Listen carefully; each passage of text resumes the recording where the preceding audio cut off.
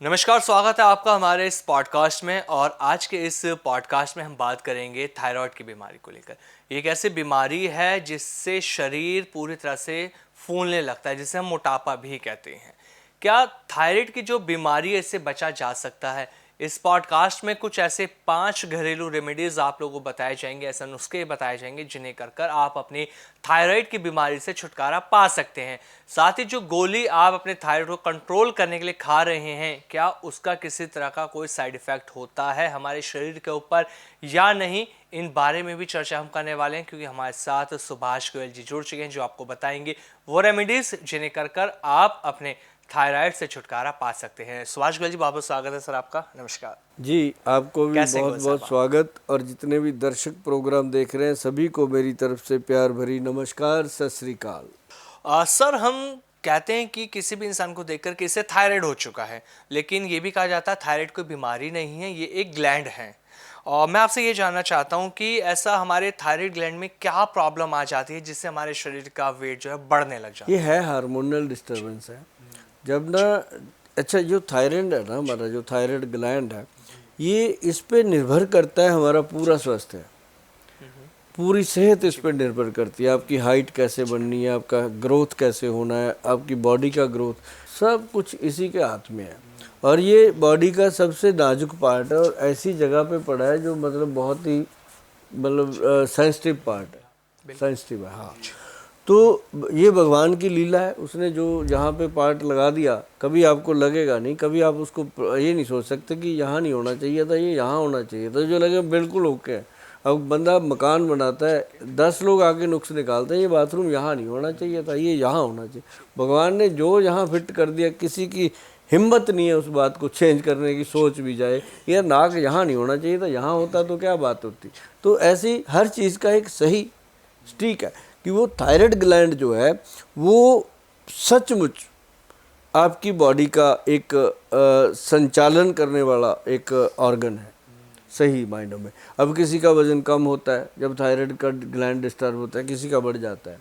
तो लेकिन ज़्यादातर लोगों का वजन बढ़ता है, कम होने वाले बहुत कम होते हैं, वो सूख ही जाते हैं।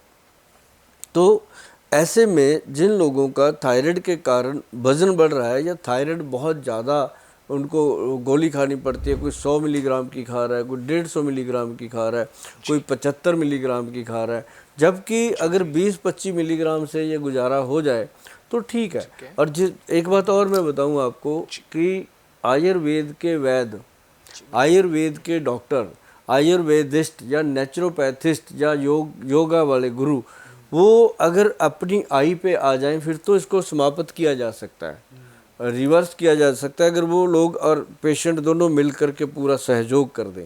हो नहीं पाता, मैं आपको बता दूं। हर 10-15 मिनट में यहाँ से कुछ नीचे जाता ही जाता है, उसको रोक नहीं सकता कोई, है ना। तो वैद्य भी उतना समय नहीं दे पाते जितना उसके लिए चाहिए। तो इसलिए इसका जो सचमुच इसका कोई इलाज है तो वो जो गोली खाते हैं वो उसको खानी पड़ती है। कई लोग कहते हैं इसको छोड़ दो, हम दवाई दे देते हैं। अगर वो छोड़ दिया तो बहुत बड़ा प्रॉब्लम होता है, एकदम से बढ़ जाता है, एकदम से बढ़ता है। और इतना बड़ा प्रॉब्लम होता है कि पेशेंट को परेशानी पे परेशानी, परेशानी पे परेशानी होती है। तो लेकिन ये जैसे हम लोग देते हैं, हम क्या कहते हैं, मैं कहता हूँ कि भाई थायराइड ग्लैंड को स्ट्रांग रखो और कुछ ना करो। स्ट्रांग रखने के लिए सबसे बेहतर है काली मिर्च, सौंठ और मग पीपल, 3 चीज़ें हैं, चौथी कोई चीज़ ही नहीं। गुल साहब, ये मग पीपल है क्या चीज़? ये मगे होती हैं इतनी लंबी लंबी। अगर आपको लगे कि नहीं पता चल रहा, आप जो भी इंसान हिंदुस्तान का हिंदुस्तानी है उसको पता है मग पीपल का, लेकिन कई बार उसको नाम कुछ और लेता है। तो मैं कहता हूँ कि मग पीपल जो है उसको गूगल पे जाएं, मग पीपल लिखें, आपके सामने फ़ोटो आएगी। इतने लंबे लंबे से होते हैं। गुल साहब, क्या जैसे मैं समझ पा रहा हूँ ये छोटी पीपली और बड़ी पीपली जिसे कहते हैं, क्या ये वही है? हाँ हाँ, वही पीपली वही होती है ना। अच्छा, तो वो वाली उसका जो टेस्ट होता है वो काली मिर्च वाला ही होता है, सेम टेस्ट आता है उसका भी। तो वो मग पीपल, काली मिर्च और सौंठ का पाउडर, तीनों को बराबर मात्रा में मिला के बना के रख लो। एक चुटकी भर ऐसे करके खाना खाने से पहले तुरंत मुंह में रख करके चूसना शुरू करो। अच्छा अच्छा। ये फिर सलाइवा से मुंह भर जाता है। जब इसको रखोगे ना, तुरंत अपनी जो माउथ की जितनी भी ग्रंथियां हैं वो सलाइवा छोड़ देती हैं, मुंह भर जाता है। तो वो सलाइवा पेट में जाना चाहिए, थायराइड ग्लैंड को मसाज करते हुए वो नीचे जाता है। तो उससे एकदम पेशेंट को रिलीफ मिलता है। और वो जितने पेशेंट को मैंने बताया वो सभी कहते हैं गोयल साहब थैंक यू। मतलब ये थैंक यू बड़ी मुश्किल से मिलता है, क्योंकि ये पेट से निकलता है थैंक यू। ये ऐसे नहीं लिया जाता, किसी से पैसे दे के थैंक यू नहीं मिलता। थैंक यू रिलीफ दे के मिलेगा या सही सलाह से मिलेगा। तो ये एक बहुत बेहतरीन चीज़ है। इसको साथ साथ लेते रहिए, लेते रहिए, लेते रहिए, और वो गोली की जो मात्रा है आपकी कम होती जाएगी। जैसे गोली की मात्रा आपकी 25 मिलीग्राम पे आ जाए, फिर बेशक जो ये मैंने पाउडर बताया तो इसको कम लेना शुरू कर दो, लेकिन अदरवाइज़ वो सबसे बेहतरीन चीज़ है। कभी भी ऐसी गलती ना करो कि किसी के पीछे लग के हम वो चीज़ ख़राब कर लें, क्योंकि हमारा एक एक्सपीरियंस है, 30 ईयर हो गए, 30 साल से ज़्यादा हो गया समय, कि इतना पेशेंट आया है, हमने नहीं देखा कि उस गोली को छोड़ना पड़े। हाँ, ये ज़रूर है, बहुत सारे लोगों की गोली छूटती है, उन लोगों की छूट जाती है जिनको थायराइड सच में नहीं था, उनको गोली लग गई थी और उन्होंने लेना ही शुरू कर दिया। अब कई लोगों का थायराइड बिल्कुल ज़ीरो होता है नॉर्मल रिपोर्ट में, तो 100 मिलीग्राम गोली खा रहे हैं। मतलब कि इसको ऐसा समझे कि ज्ञान के अभाव में इसे खाया जा रहा है। हाँ, या खा रहे हैं जी। हाँ, डॉक्टर भी बंद नहीं करते, जाते ही नहीं डॉक्टरों के पास कि डॉक्टर फिर फीस मांगेगा। जाना चाहिए थायराइड के पेशेंट को, डायबिटीज़ के पेशेंट को, ऐसे जो मरीज़ हैं ना लाइफस्टाइल डिजीज़ों के, इनको जाना चाहिए डॉक्टर के पास, हमेशा सलाह मशवरा करते रहना चाहिए। सर जैसे कि अभी आपने एक नुस्खा तो हमें बता दिया है, जो भी दर्शक हमारे इस पॉडकास्ट को देख रहे हैं, मैं आपसे और अभी 4 नुस्खे और जानने वाले, क्योंकि टोटल 5 आपको से जानने हैं हमें।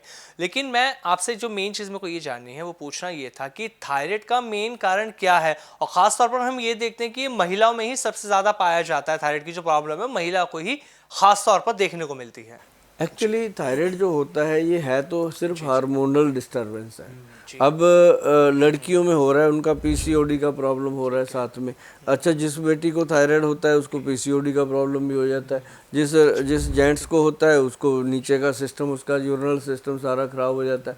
तो मतलब ये एक बीमारी होने के कई कारण हैं और कोई भी विद्वान ये नहीं बता पाया ये क्यों होता है। लेकिन गोयल साहब अगर मैं बात करूं तो एग्जैक्ट एक कारण ना कोई भी नहीं बता पाया थायराइड का। नहीं बता पाया, क्योंकि ये किसी भी रीज़न से हो सकता है। कई बार पता ही नहीं चलता, रिपोर्ट आती है हो गया, है ना। आज की डेट में तो मैं सारी चीज़ें मैदे के जिम्मेदारी लगा देता हूँ कि जो मैदा खाते हैं लोग ज़्यादा, वो उनको तो ये होना ही होना है। जो कोल्ड ड्रिंक ज़्यादा पीते हैं, अब कोल्ड ड्रिंक का क्या है, आप हर कोई को कोल्ड ड्रिंक कोल्ड ड्रिंक, आप घर पे चले जाओ किसी के, लो जी थोड़ा सा, क्या है, ठंडा पानी, पानी ही तो है, पी लो, पानी है। यार पानी अमृत है, ये जहर है, आप कैसे कह सकते हो।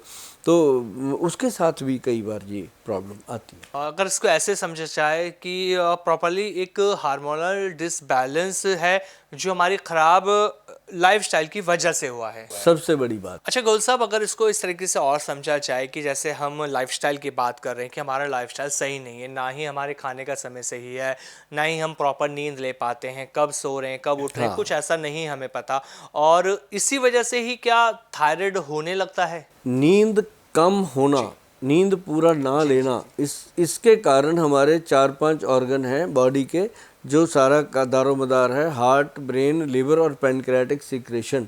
इसके साथ साथ हमारा जो थायराइड है ये ग्लैंड बहुत ज़्यादा डिस्टर्ब हो रहा है। पहले क्यों नहीं होता था? बुज़ुर्ग हमारे शाम को 6-7 बजे बिस्तर लगा देते थे, सुबह 4 बजे 5 बजे उठ के शंख बजा देते थे, तो वो थी ज़िंदगी। अब क्या है कि 4-5 बजे तो कोई और शंख बजाए तब नहीं उठ के खड़ा होता बंदा, है ना। तो आज लाइफस्टाइल चेंज जो हो गया, ये लड़कियों का भी हुआ है, लड़कों का भी हुआ है, लेडीज़ का भी हुआ है, जेंट्स का भी हुआ है। अब कई बेचारी हाउसवाइफ जो है उनका लाइफस्टाइल ख़राब हो गया। क्यों? उसका हस्बैंड रात को लेट आता है, सुबह लेट जाता है, तो वो बेचारी क्या करे, उसका भी डिस्टर्ब हो गया सारा सिस्टम। तो ये पूरा जो है ये लाइफस्टाइल डिजीज़ है। इसको कंट्रोल करने के लिए एक चीज़ और बताता हूँ मैं आपको। जो धनिए का पाउडर है, धनिए का बीज होता है ना, धनिया बीज को लेकर के उसका पाउडर बनाओ। वो पाउडर जो है उसका 1 चम्मच डेली लेते रहो। अब बहुत सारे लोग हैं, बुद्धिमान लोग, जो कहते हैं जी धनिया पीने से आदमी नपुंसक हो जाता है। बहुत सारे लोग हैं, अरे नहीं होता भाई, ऐसा कैसे हो सकता है? धनिया लेने से कोई ऐसा नहीं होता। हाँ, ये है कि थायराइड ग्लैंड जो है वो स्ट्रांग होता है। थायराइड ग्लैंड को स्ट्रांग रखने के लिए धनिया सबसे बेहतर है। और इसका जो धनिया की पाउडर बनाने की विधि है वो सिंपल है कि धनिया को लो, थोड़ा गर्म करके सेक दो, सेकने के बाद इसका पाउडर बनाओ। फिर वो पाउडर आपको कभी भी कोई भी साइड इफ़ेक्ट नहीं देगा। और यदि आप इसको सीधा ही खाने लग जाते हो या पानी में भिगो के पीने लग जाते हो, तब ये ठंडा कर देता है कई बार। अच्छा गोल साहब, दूसरी बात ये कि जो कच्चा धनिया होता है या धनिया के पत्ते हैं, क्या उन्हें भी खाया जा सकता है? अरे वाह, क्या बात है। आपको पता है कि सदियों से हमारी रसोई घर में से ये चटनी ख़त्म नहीं होती थी। जी। जिसकी जगह आज वो लाल पीली चटनी ने ले ली, है ना, काली चटनी ने ले ली। पहले होता था धनिए की, पुदीने की चटनी होती थी ना। अब मैं आपको बताऊं आपके चैनल के माध्यम से कि भाई साहब, यदि आप कोई भी इंसान जिसको थायराइड है या नहीं भी है, अगर आप सचमुच अपने थायराइड ग्लैंड को स्वस्थ रखना चाहते हो तो धनिए की चटनी कभी ख़त्म ना होने दो। ठीक है। रसोई घर में कभी भी धनिए की चटनी, अभी मैंने मैं 10-12 साल से जो पंजाब में काम कर रहा हूँ, तो पंजाब का अब कोई घर ऐसा नहीं जिसके अंदर धनिए की चटनी ना बनती हो।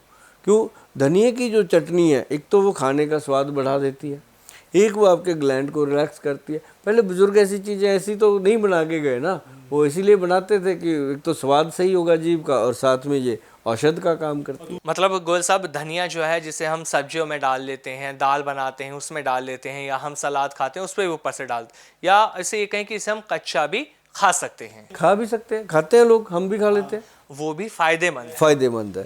धनिया तो बहुत फायदेमंद है जी। धनिया ले लो, हरी मिर्च ले लो, काली मिर्च ले लो, सौंठ डालो, उसके अंदर मग पीपल का पाउडर डालो, मस्त चटनी बनती है। अच्छा गोयल साहब, मेरे को और भी नुस्खे आपसे जाने, लेकिन मैं एक चीज़ और आपसे जानना चाहता हूँ कि ना, जब कोई बीमारी किसी के शरीर में आ जाती है तो उसे यही नहीं समझ में आता कि मेरी जो बीमारी उसके लक्षण क्या है, मुझे कैसे पता लगे कि मेरी शरीर में कोई बीमारी आ रही है। अब ऐसे थायराइड की जैसे हम बात कर रहे हैं, तो किसी भी व्यक्ति को कैसे पता लगे, कौन से ऐसे सिम्टम्स होते हैं, जो लक्षण की अगर मैं बात करूं वो क्या होते हैं, बॉडी में क्या चेंजेस आते हैं जिससे पता लगे कि हाँ, सामने वाले इंसान को, जो व्यक्ति है, उसको थायराइड हो रहा है? थायराइड के सिम्टम होते हैं कि पेशेंट को कई बार एक तो वेट बढ़ने लगता है, गले में प्यास बहुत बढ़ जाती है, गले में खराश बढ़ जाती है, और एक चीज़ और आती है उसको कि उसका ना, जैसे थायराइड होता है तो उसको जैसे सुस्त रहने लगता है शरीर, और बैठे बैठे काम करते करते पसीना आ जाता है। अच्छा, कई बार ऐसा होता है लेडीज़ खाना बना रही हैं, बनाते बनाते खाना छोड़ के जाके लेट गई, बिल्कुल। कुछ टाइम लेटे, फिर रिलैक्स हुआ, फिर आके लग गए, पता नहीं चलता क्या हो गया। और घर वाले कहते हैं ड्रामे करती है, बेचारी को हो रहा है थायराइड का प्रॉब्लम, चेक कराया नहीं।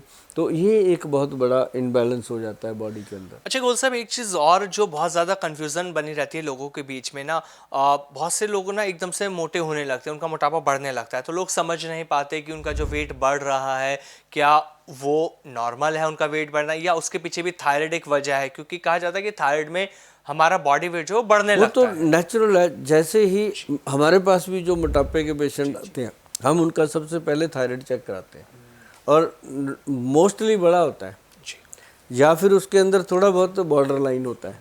तो वो अगर उनको लगता है कि मेरा थायराइड के कारण, अब कई लोगों का मोटापा कम होने लगता है, सूखने लगते हैं लोग, लेकिन अक्सर लोग वो आते हैं जिनका मोटापा बढ़ जाता है, उनको कुछ भी चेक कराने की ज़रूरत नहीं है, थायराइड का लेवल चेक कराएं।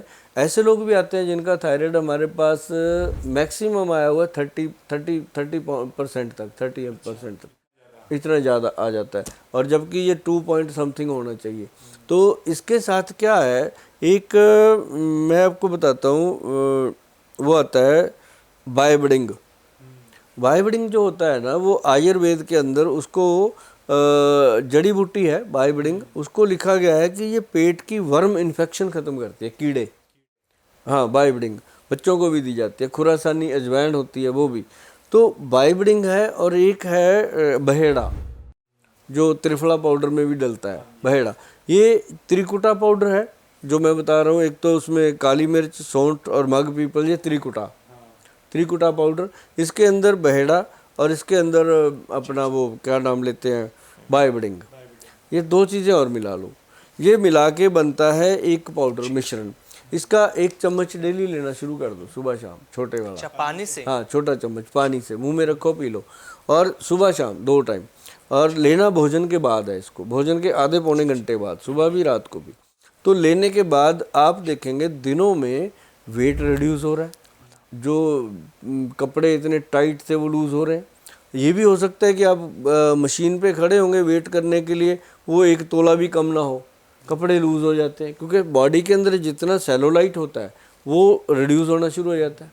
और उससे क्या होता है कि जो ड्रेस होती हैं वो लूज़ हो जाती हैं और पेशेंट बहुत खुश हो जाता है।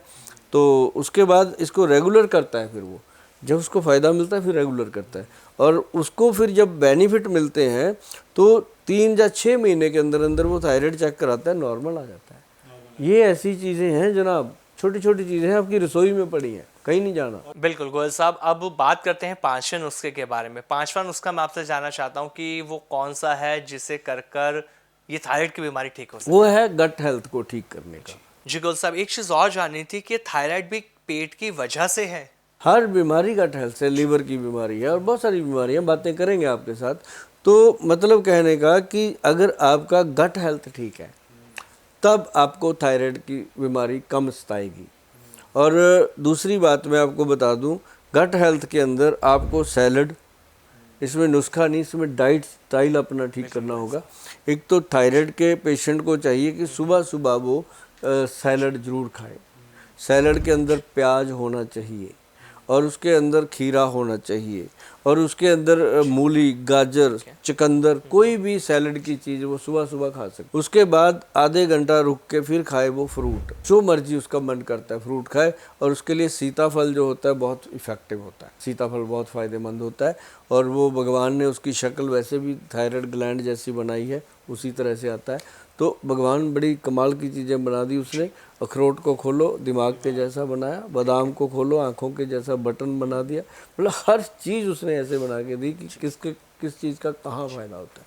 तो उसके बाद मैं आपको बता रहा था कि लाइफस्टाइल में उसको डाइट में सेट करना होगा। डाइट में मैक्सिमम काली मिर्च का सेवन करें, लाल मिर्च बंद कर दें और हरी मिर्च खा सकते हैं।